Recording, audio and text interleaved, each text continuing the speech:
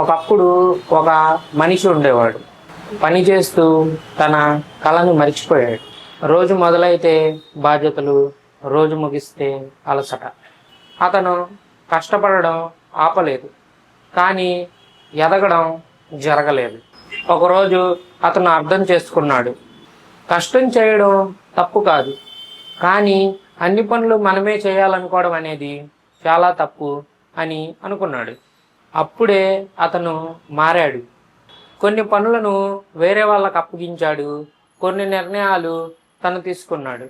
ఆ రోజు నుంచి పని తగ్గలేదు, కానీ ఆలోచన విధానం బాగా మారింది. ఎదుగుదల అంటే కష్టపడి పనిచేయడం కాదు, ఒంటరిగా పోరాడడం కాదు, సరి అయిన సమయంలో సరి అయిన నిర్ణయం తీసుకోవడం.